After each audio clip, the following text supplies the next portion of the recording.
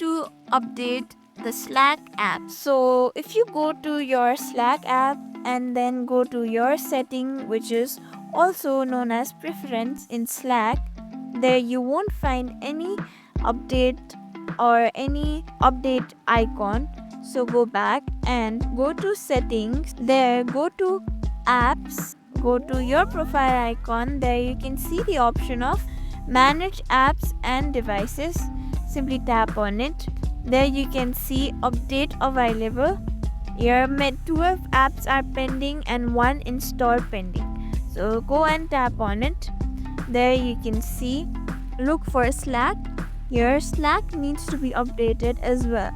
So over here simply tap on update.